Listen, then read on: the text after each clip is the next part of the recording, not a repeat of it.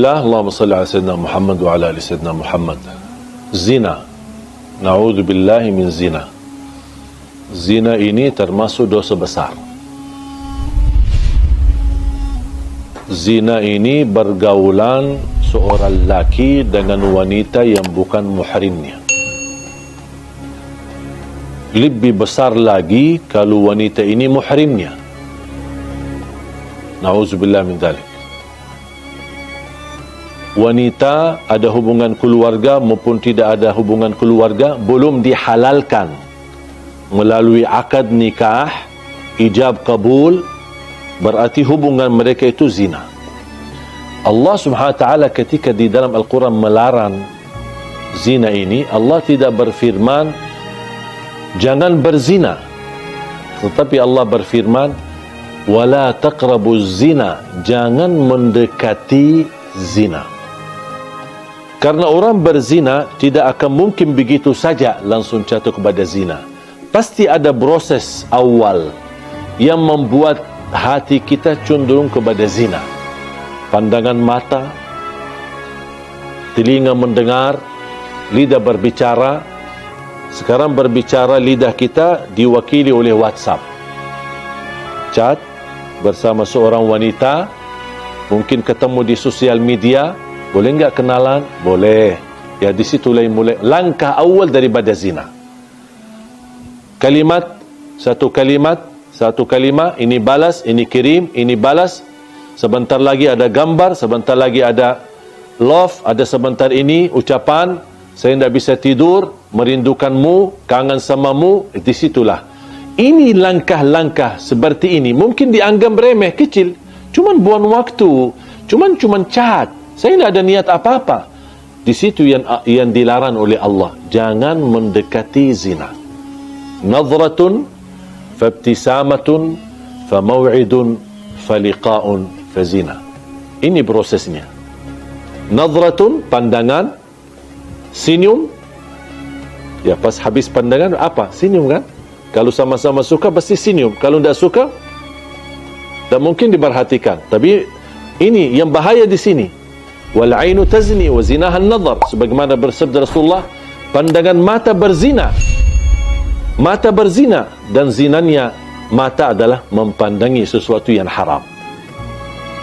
Nadratun fabtisamatun. Langkah awal melihat. Pandangannya menarik. Tertarik, bahkan ada yang sampai melihat terus ikutin. Aduh, cantiknya luar biasa. Di situ sudah mulai bahaya. Habis nadratun, muncul langkah yang kedua. Kalau sudah suka gara-gara pandangan, pasti akan senyum. Pasti akan senyum. Fabtisamatun. Habis senyum, mulai berbicara. Ya. Boleh enggak kenalan? Ini nomor saya, nama saya, nama kamu. Kamu kerja di mana? Mulai ngobrol. Awalnya umum. Sedikit demi sedikit, kalau sudah akraban, baru kita. Awalnya katanya ta'aruf.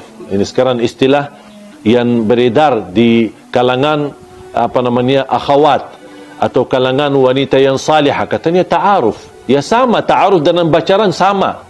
Habis sudah setelah senyum dan berbicara panjang lebar, mulai ada janji. Boleh enggak kita makan di luar? Mulai ada janji. Ayo kita jalan-jalan ke pantai malam minggu, kita ke mall, kemana, ada janji. Habis janji, faliqa, pertemuan. Kalau sudah bertemuan, pasti akan na'udzubillah. Kalau bukan dilindungi oleh Allah, sudah lemah hawa nafsu, lemah iman, syahwatnya sudah tinggi, dan proses langkah-langkah yang begitu banyak, ujung-ujungnya habis bertemuan, pasti diajak untuk bersama-sama malam hari atau tiduran bareng. Disitulah awal-awalnya dipermudahkan, dianggap remeh, dianggap enteng, biasa aja, tapi ujung-ujungnya jatuh kepada zina. Ketika sudah terlanjur berzina, baru mereka dua-duanya sadar dan mereka tidak mau tanggung jawab dan saling meninggalkan. Apalagi kalau terjadi kehamilan, langsung mereka melarikan diri dan tidak ada yang mau tanggung jawab. Hei wanita, jagalah kehormatanmu, karena kemuliaanmu di sisi Allah tergantung menjaga kehormatan. Wahai laki-laki, bertakwalah kepada Allah Subhanahu wa taala.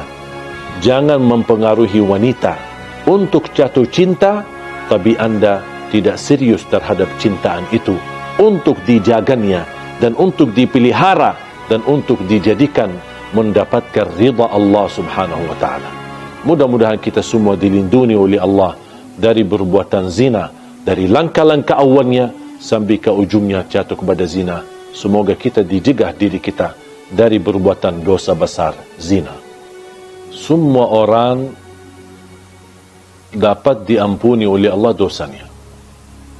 Apapun dosa kita, dosa zina, dosa riba, dosa sihir, sering bolak-balik ke tukang dukun, semua apapun perilaku kita, dengan syarat taubat. Kalau taubat pasti diampuni Allah Subhanahu wa taala. Tapi ada satu orang yang tidak akan diampuni oleh Allah Subhanahu wa taala. Bahkan tidak akan diselamatkan dari perilaku itu. Sangat bahaya. Siapa? Yang terang-terangan menceritakan berzinahan atau kebanggaan terhadap kemaksiatannya kepada Allah Subhanahu wa taala. Sekarang na'udzubillah, semestinya kalau kita sebagai manusia jatuh dalam perbuatan maksiat, apapun maksiat itu, seharusnya kita berusaha menyembunyikan, rahasiakan. Pertama, karena malu sama Allah. Yang kedua, juga malu sama manusia. Kalau tahu orang kita adalah perbuatan dosa-dosa terus setiap malam atau setiap hari. Tetapi ada orang yang melanggar dan dia membuka hijab sifat malu dan tidak ada rasa malu sama sekali. Tidak ada rasa malu sama Allah dan tidak ada rasa malu sama manusia. Dan dia terang-terangan menunjukkan kebanggaannya terhadap perilaku dosa dan maksiatnya. Apalagi kalau perilaku itu tergantung dengan orang lain. Misal dia laki-laki, dia sudah berhasil mempengaruhi seorang wanita sambil berzina. Mungkin dia bisa mengambil fotonya, bisa dia pernah shot videonya, kemudian dia sharekan kepada teman-temannya, aku sudah berhasil menggauli dia. Aku berhasil berhubungan dengan dia dengan cara yang haram. Dia merasa bangga, aku sudah berhasil dapat menjatuhkan 10 wanita. Ada yang merasa bangga, saya bisa lebih banyak daripada kamu. Dan ini sebenarnya, hal ini bukan lucu, tapi justru mendatangkan kemurkaan Allah untuk anda. Bisa menghadirkan azab yang tidak dapat di sisi Allah ampunan dosa itu. Rasulullah SAW bersabda, Kullu ibnu Adam mu'afa illa al-mujahirun. Semua orang-orang diselamatkan oleh Allah, diberikan afiat dari perilaku maksiat dan dosa. Kalau ada tanda keseriusan taubat, pasti diampuni Allah dan kembali kepada jalur yang benar. Kecuali kata Rasulullah, illal mujahirun, orang-orang yang suka membuka aib dosanya, menceritakan kepada orang lain, bahkan dia shot kepada sosial media terhadap perilaku maksiat dan dosa sehari-harinya. Inilah mereka yang dijamin tidak selamat dan dijamin tidak diampuni, bahkan dijamin tidak akan diterima dan diberikan kemudahan agar dia sadar dan kembali taubat kepada Allah SWT. Hati-hati. Apalagi kalau beredarkan beritanya, menyebarkan berita tergantung menyakiti orang lain. Itu sangat bahaya.